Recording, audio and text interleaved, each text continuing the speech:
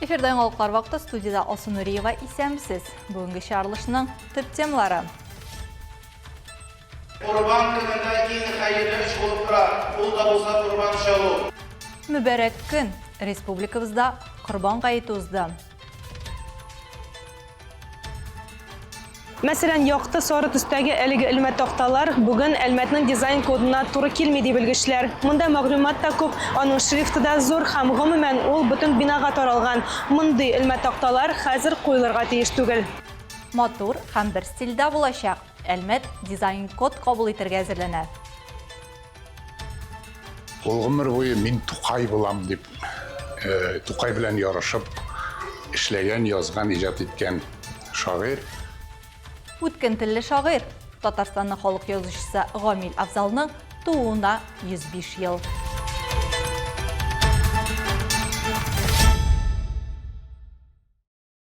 Бүтін дөнья мусульманнары ислам динінің иң изге һәм иң мөкаддәс бәйрәмнәреннән берсе булган Корбан бәйрәмен быел 27 майда билгеләп үтте. Әлмәт районы мәчетләрендә дә гает намазы укылды. Сүз Энҗи Хәсән Шинага. Адаттагыча, җәмәгать белән гает намазы Әлмәт шәһәренең Ризаэддин Фәхреддин исемендәге үзәк мәчетендә үтте. Иртәдән үк мусульманнар Коръән һәм бәйрәм вәгазен тыңларга ашыктылар.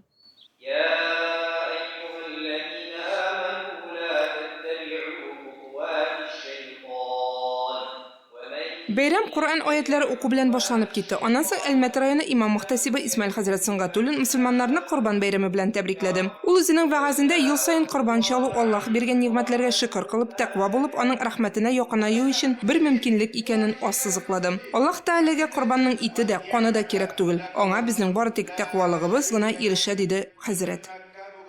Бүгін құрбан шала тұрған күн, Аллах Субханаху ва Тааляның ең ярата тұрған амәлләрдің бірсі бүгін, ол да болса жамағатына құрбан шалу. Шуңа күрә Пәйғамбәріміз саллаллаху алейхи ва саллям әйткән иде, құрбан күнінде ең хайырлы іш болып тұра, ол да болса құрбан шалу. Аллаху акбар. Вәгазән соң җәмәгать белән гает намазы укылды, тәкбирләр әйтелеп, илебез, республикабыз һәм шәһәребез иминлеге өчен дугалар кылынды. Гает намазыннан соң әлмәтлеләр корбан чалу йоласын үтәргә керештеләр. Моның өчен Татнефть компаниясе һәм шәһәребез хакимияте тарафыннан һәр елны Әлмәт шәһәрендә махсус урын оештырыла. Корбан чалырга килгән әлмәтлеләр тудырылган мөмкинлекләрдән бик канәгать калуларын белдерделәр. Халык өчен бүтән мөмкинчелекләр булдырылган дип әйтәсем килә. Җитәкчеләргә мең рәхмәт. Ел сайын шушлай корбан урыннары шушлай халык белән тулып торсын иде. Корбан чалучыларыбыз елдан-ел күбәйсен иде.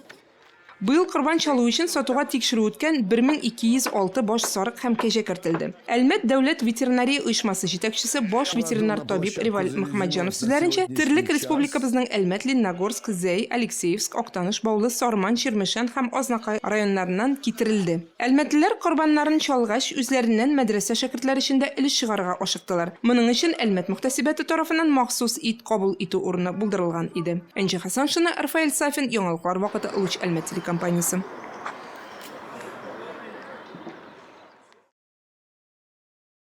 Корбан бәйрәменә багышланган чаралар шәһәребезнең үзәк мәчетендә дәвам итте. Соңгы елларның күркәм гадәте буенча биредә әлмәтлеләр һәм шәһәребез кунаклары өчен күңелле ял итү оештырылган иде. Корбан бәйрәмен гаиләләр һәм балалар белән бәйрәм итү күркәм гадәткә әверелде. Быел яңгыр булу сәбәпле әлеге бәйрәм Әлмәт шәһәренең үзәк мәчетендә оештырылды. Шараны Әлмәт районы имам мөхтәсибе урынбасары шәһәребезнең үзәк мәчете имамы Фәннур хәзрәт Кәримов әлмәтлеләрне бәйрәм белән тәбрикләп ачып җибәрде. Ул әлеге бәйрәмнең кешеләрнең малларыннан өлеш чыгарып Аллаһ юлында корбан итәргә өйрәтүен ассызыклады. Бәйрәмдә балалар төрле уеннарда, викториналарда катнашып баллы бүләкләргә ия булдылар. Чарага килүчеләр хис тойгылары белән дә уртаклаштылар. Без инде рәхәтләнеп, шатланып килдек мәчеткә. Уеннар, төрле интерактивлар була диделәр. Иншалла, шушыларда катнашып, инде көнне файдалы итеп узырга ниятебез. Иң төп вакыйга Жемчужина Корбана, Корбан инҗесе бәйгесенә нәтиҗәләр ясалды. Балалар шигырь, рәсем һәм кул эшләре номинацияларында катнашып, күп санлы бүләкләргә ия булдылар. Призерларны һәм җиңүчеләрне бәйрәм көнне тәбрикләделәр. Бүләкләр арасында хәтта велосипедлар да бар иде.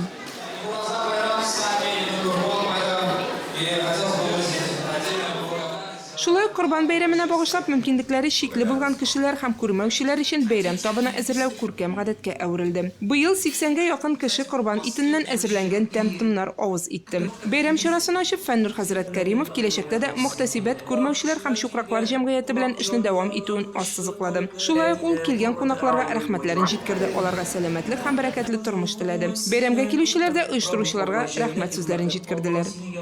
Безне һәр вакыт хәйрия фонды ансар, шушы мәчетләргә, паркларга, Корбан ашына, ураза бәйрәмнәренә чакыралар. Бик тәмле итеп өстәлләр әзерлиләр. Без шушы өстәлләр янында дусларыбыз, танышларыбыз белән бергә сөйләшеп, танышып, күрешеп, ял итеп кайтабыз. Чара республикабыз һәм районыбыз үсеше өчен дуга кылу белән тәмамланды. Энҗе Хәсәншина, Алия Муратова, Яңалыклар вакыты, Луч Әлмәт телекомпаниясе. Әлмәт дизайн код кабул итәргә әзерләнә. Әлмәт такталарны һәм фасадларны бизәүнең яңа кагыйдәләре нинди булачак һәм ни өчен җирле бизнес кискен үзгәрешләрдән курыкмаска тиеш. Креатив процесслар фабрикасында шәһәрнең яңа дизайн кодына багышланган пресс-брифинг узды.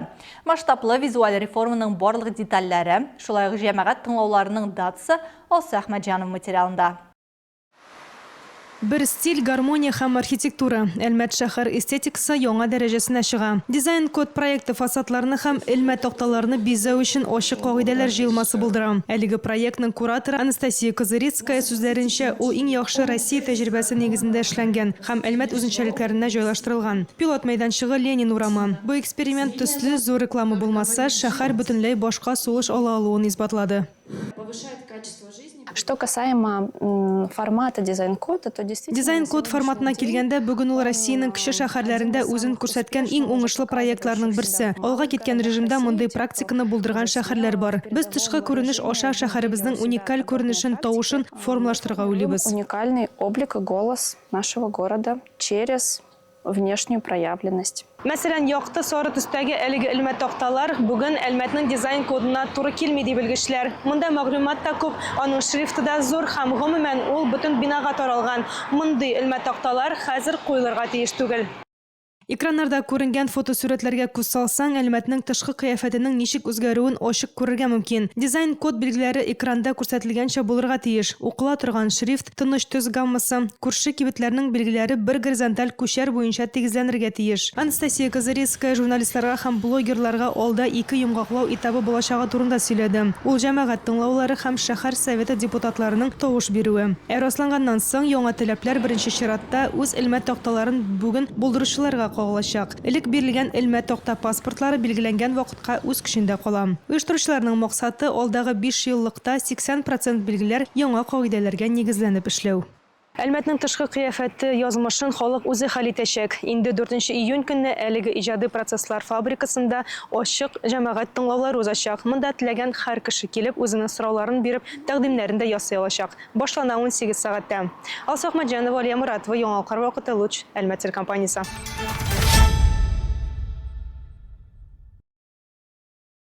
Язучы Габдулла Тукай исемендәге премия лауреаты, Татарстанның халык язучысы Гамил Афзалның тууына 105 ел тулу уңаеннан калабызның Тукай исемендәге балалар үзәк китапханәсендә очрашу узды.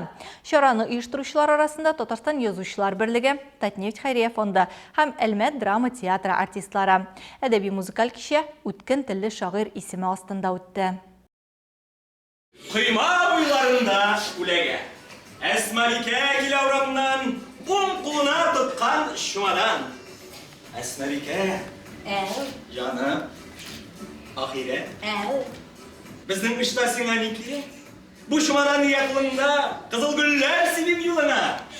Әлмәт татар дәүләт театры артистлары сәхнәләштергән һәр әсәр Гамил Афзалның көлдерә дә, уйлата да торган шигырьләре. Аның әсәрләре елатып елмайта, елмайтып елата ди Татарстан язучылар берлегенең Әлмәт бүлеге җитәкчесе Равил Сабыр. Бу фикерне очрашудагы күпләр ассызыклады. Анда безнең җирлектә яшәп иҗат итүче язучылар, Кызыл Каурулар әдәби иҗади берләшмәсе әгъзалары, татар теле укытучылары, китапханәчеләр, Әлмәт медицина көллияте студентлары, Туган як тарих клубы, Татар гаиләсе иҗтимагый фонды вәкилләре, ветераннар катнашты.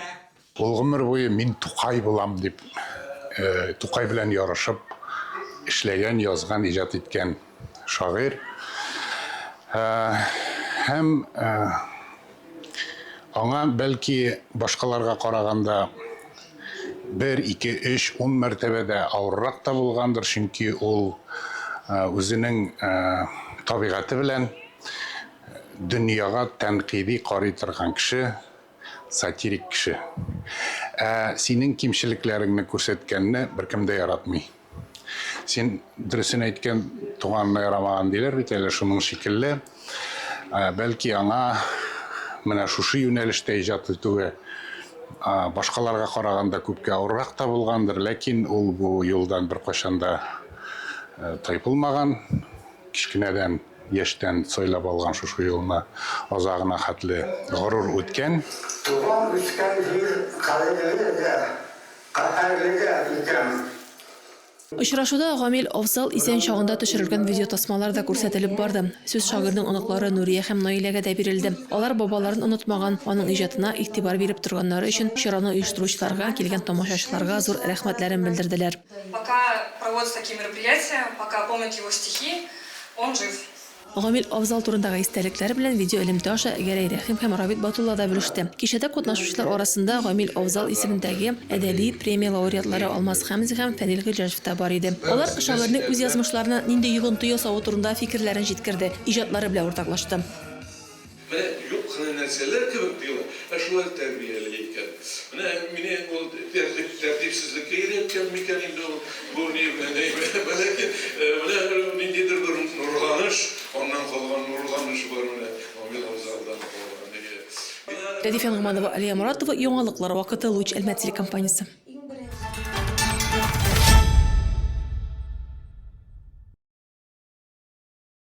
35 еллык юбилейн үткәрү кысаларында Луч Әлмәт телекомпаниясендә бәйрәм чаралары сериясе старт алды. Беренчесе Свияжска экскурсия. Бүген утрау туристлык объектына түгел, ә ЮНЕСКО саклауында булган уникаль һәйкәлләре булган ачык һавадагы музей тыюлык. Килүчеләрнең биредә вакыт берничә гасыр элек туктаган сыман хис туа.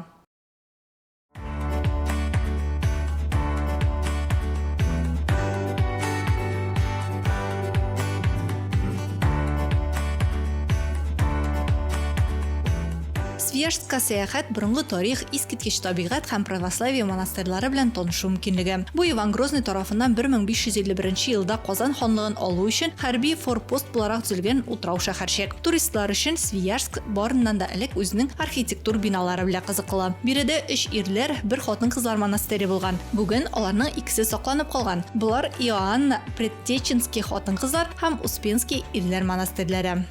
Конечно же, эта церковь несколько раз реставрировалась. То есть там видно, вот если вы всматривались, где-то вот прям венцы некоторые убраны, стоят более свежие. Да.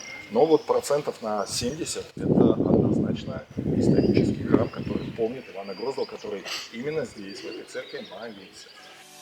Ширкәү агач бүрәнәләрдән бер кадакта сукмыйчы бар, тик балта белән чабып кына эшләнгән. Аның 70% бүгенге көнгә ничек бар, шул көе сакланган. Биредә махсус тәреләр урнаштырылган, алар территория буенча берничә җирдә. Алар шушындый таулыкларда ширкәүләрнең элек булганын аңлата. Мисал өчен биредә София Тихвин ширкәүе булган. Ул 1735 елда шунга ашырылган. Свияжск үз тарихында вакыйгаларны күп күргән. Үткән гасырның 30-50 елларында монастырь территориясендә урнашкан колониядә сәяси репрессия корбаннары хөкем карарын көтеп ятканнар. Меңләгән кешеләр юк ителгән. Минем артымда Сергей Радонежский храмы. Ул 1604 елда төзелгән. Игътибар итсәгез, аның стена калынлыгы 1 метрдан артып китә. Элек биредә сугышлар булганда кешеләр кача торган булганнар. Совет чорында тирә-яктагы җирләрне Куйбышев су саклагычы суы баскан һәм Свияжск утрауга әйләнгән. Поселение было здесь еще внизу, то, что сейчас под водой. Это Куйбышевское водохранилище активно поглотило бывшие жилые территории. Остался холм. За счет того, что он высокий, вы теперь это и ногами испытали, и взглядом увидели. Вот за счет того, что он высокий, вот эта верхняя часть не затоплена. Бүген Свияжск утрауының территориясын бер юлы 3 елга Идел, Зөя һәм Щука юа. Біз қазір ілік яңғын сөндіру депосы болған бинаға мендік. Оның бейіклігі көпфатерлы йұртта 6-шы қот сыман. Ихтибар итсегіз менің артымда Идел елғасына матур көрініш ашыла.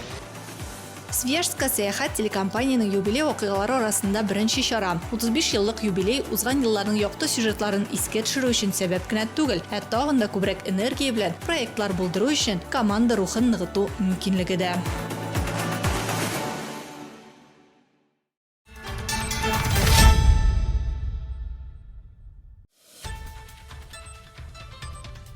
Хөрмәтле тамашачыларыбыз, яңалыклар чыгарылышының туры трансляциясын сез ВКонтакте социаль шилтәренә кереп, Лучи Әлмәт төркемендә сәгать кичке 7-дә карый аласыз.